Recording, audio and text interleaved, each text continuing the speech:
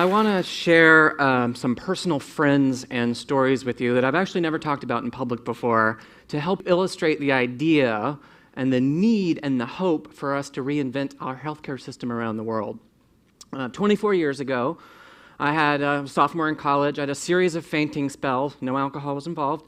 And I ended up in student health, and they ran some lab work and came back right away and said, kidney problems. And before I knew it, I was involved and thrown into this sort of 6 months of tests and trials and tribulations with 6 doctors across 2 hospitals in this sort of clash of medical titans to figure out which one of them was right about what was wrong with me. And I'm sitting in a waiting room sometime later for an ultrasound, and all 6 of these doctors actually show up in the room at once, and I'm like, uh-oh, this is bad news. And their diagnosis was this. They said, you have 2 rare kidney diseases that are going to actually destroy your kidneys eventually. You have cancer-like cells in your immune system that we need to start treatment right away, and you'll never be eligible for a kidney transplant, and you're not likely to live more than 2 or 3 years. Now, with the gravity of this doomsday diagnosis, it just sucked me in immediately. And as if I began preparing myself as a patient to die according to the schedule that they had just given to me. Until I met a patient named Verna in a waiting room who became a dear friend, and she grabbed me one day and took me off to the medical library and did a bunch of research on these diagnoses and these diseases and said, Eric, these people who get this are normally in their 70s and 80s. They don't know anything about you. Wake up, take control of your health, and get on with your life. And I did. Now, these people making these proclamations to me were not bad people. In fact, these professionals were miracle workers, but they're working in a flawed, expensive system that's set up the wrong way. It's dependent on hospitals and clinics for our every care need. It's dependent on specialists who just look at parts of us. It's dependent on guesswork of diagnoses and drug cocktails until something either works or you die. And it's dependent on passive patients who just take it and don't ask any questions. Now, the problem with this model is that it's unsustainable globally. It's unaffordable globally. We need to invent what I call a personal health system. So what does this personal health system look like? And what new technologies and roles is it going to entail? Now, I'm going to start by actually sharing with you a new friend of mine, Libby, somebody I've become quite attached to over the last 6 months. This is Libby, or actually this is an ultrasound image of Libby. This is the kidney transplant I was never supposed to have. Now, this is an image that we shot a couple of weeks ago for today, and you'll notice on the edge of this image there's some dark spots there, which was really concerning to me. So we're going to actually do a live exam to sort of see how Libby's doing. This is not a wardrobe malfunction. I have to take my belt off here. Don't you in the front row worry or anything. I'm going to use a device from a company called Mobisante. This is a portable ultrasound. It can plug into a smartphone. It can plug into a tablet. Mobisante is up in Redmond, Washington, and they kindly trained me to actually do this on myself. They're not approved to do this. Patients are not approved to do this. This is a concept demo, so I want to make that clear. All right, I got to gel up. Now the people in the front row are very nervous. And I want to actually introduce you to Dr. Batuk, who's another friend of mine. He's up in Legacy Good Samaritan Hospital in Portland, Oregon. So let me just make sure. Hey, Dr. Batuk, can you hear me okay? And actually, can you see Libby? Hi there, Eric. You look busy. How are you? I'm good. I'm just taking my clothes off in front of a few hundred people. It's wonderful. So I wanted to see, does this look the image that you need to get? And I know you want to look and see if those spots are still there. Okay. Well, let's scan around a little bit here. Give me a lay of the land. All right. Okay. Turn it a little bit inside, a little bit toward the middle for me. All right.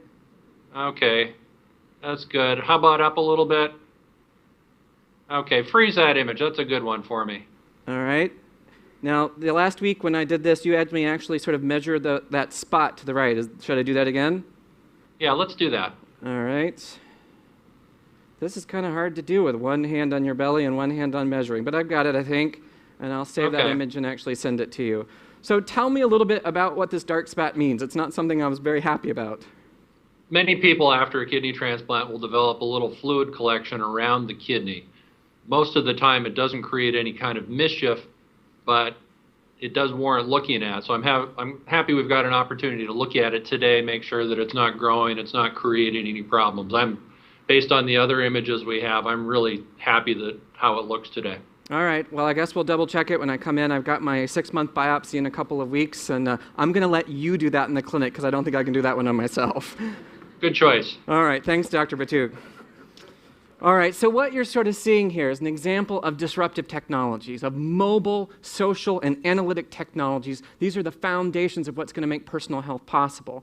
Now, there's really 3 pillars of this personal health I want to talk to you about now, and it's care anywhere, care networking, and care customization. And you just saw a little bit of the first 2 with my interaction with Dr. Batuk. So let's sort of start with care anywhere.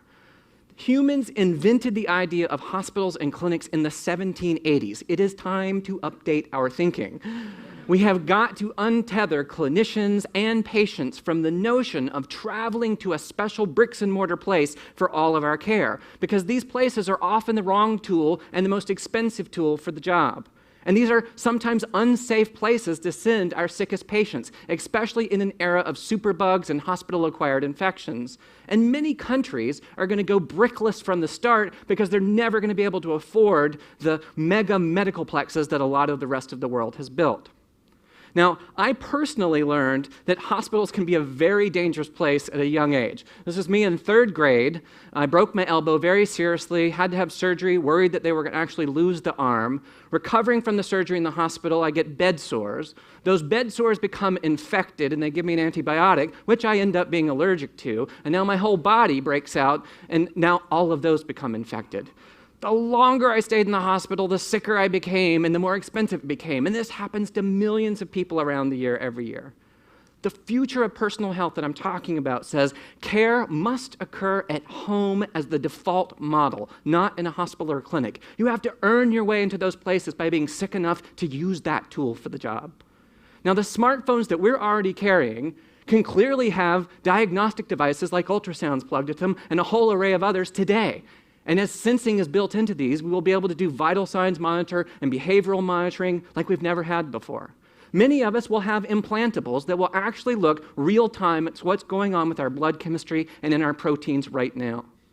Now, the software is also getting smarter, right? Think about a coach, an agent online that's going to help me do safe self-care. That same interaction that we just did with the ultrasound will likely have real-time image processing, and the device will say up, down, left, right. Ah, Eric, that's the perfect spot to send that image off to your doctor. Now, if we've got all these network devices that are helping us to do care anywhere, it stands to reason that we also need a team to be able to interact with all of that stuff. And that leads to the second pillar I want to talk about, care networking. We have got to go beyond this paradigm of isolated specialists doing parts care to multidisciplinary teams doing person care. Uncoordinated care today is expensive at best, and it is deadly at worst. 80% of medical errors are actually caused by communication and coordination problems amongst medical team members. I had my own heart scare years ago in graduate school when we were under treatment for the kidney, and suddenly they're like, oh, we think you have a heart problem. And I have these palpitations that are showing up. They put me through 5 weeks of tests, very expensive, very scary, before the nurse finally notices the piece of paper, my meds list that I've been carrying to every single appointment, and says, oh my gosh, 3 different specialists had prescribed 3 different versions of the same drug to me. I did not have a heart problem. I had an overdose problem. I had a care coordination problem. And this happens to millions of people every year. I want to use technology that we're all working on and making happen to make healthcare a coordinated team sport. Now, this is the most frightening thing to me. Out of all the care I've had in hospitals and clinics around the world, the first time I've ever had a true team-based care experience was at Legacy Good Sam these last 6 months for me to go get this. And this is a picture of my graduation team from Legacy. There's a couple of the folks here. You recognize Dr. Batuk. We just talked to him. There's Jenny, one of the nurses, Allison, who helped manage the transplant list, and a dozen other people who aren't pictured, a pharmacist, a psychologist, a nutritionist, even a financial counselor, Lisa, who helped us deal with all of the insurance hassles. I wept the day I graduated. I should have been happy because I was so well that I could go back to my normal doctors, but I wept because I was so actually connected to this team. And here's the most important part. The other people in this picture are me and my wife, Ashley. Legacy trained us on how to do care for me at home so that they could offload the hospitals and clinics. It's the only way that the model works. My team is actually working in China on one of these sort of self-care models for a project we called Age-Friendly Cities. We're trying to help build a social network that can help track and train the care of seniors caring for themselves, as well as the care provided by their family members or volunteer community health workers, as well as have an exchange network online where, for example, I can donate 3 hours of care a day to your mom if somebody else can help me with transportation and meals, and we exchange all of that online. The most important point I want to make to you about this is the sacred and somewhat over-romanticized doctor-patient one-on-one is a relic of the past. The future of healthcare is smart teams, and you better be on that team for yourself. Now, the last thing that I want to talk to you about is care customization, because you've got Care Anywhere and you've got care networking. Those are going to go a long way towards improving our healthcare system, but there's still too much guesswork. Randomized clinical trials were actually invented in 1948 to help invent the drugs that cured tuberculosis. And those are important things, don't get me wrong. These population studies that we've done have created tons of miracle drugs that have saved millions of lives. But the problem is that healthcare is treating us as averages, not unique individuals. Because at the end of the day, the patient is not the same thing as the population who were studied. That's what's leading to the guesswork.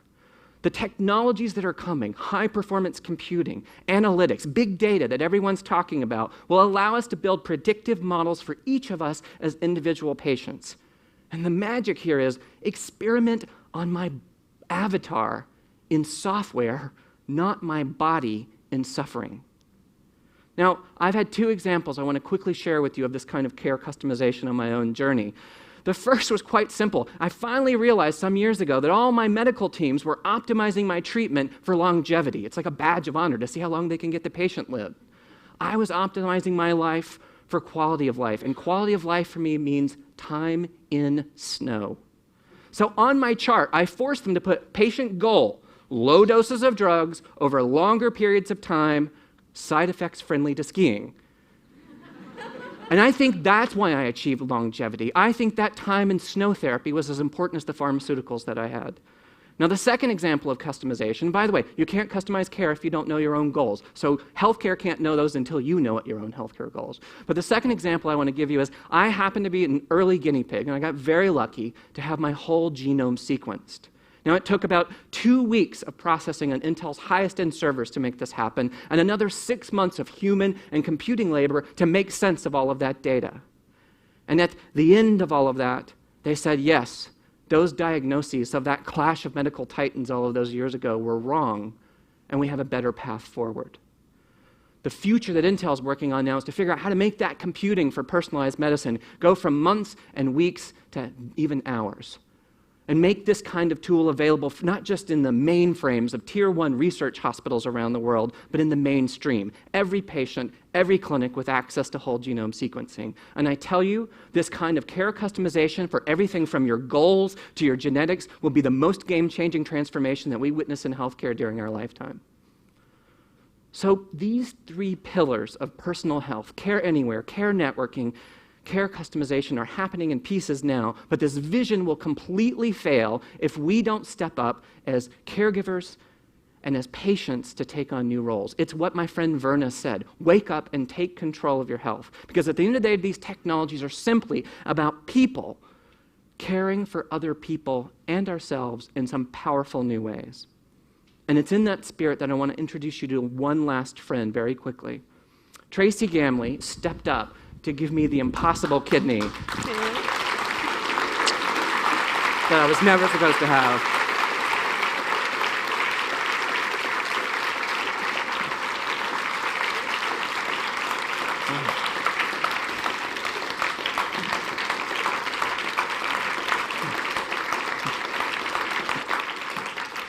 So Tracy, just tell us a little bit quickly about what the donor experience was like with you. For me, it was really easy. I only had 1 night in the hospital. The surgery was done laparoscopically, so I have just 5 very small scars on my abdomen. And I had 4 weeks away from work and went back to doing everything I'd done before without any changes. Well, I probably will never get a chance to sort of say this to you in such a large audience ever again. So thank you feels like a really trite word, but thank you from the bottom of my heart for saving my life.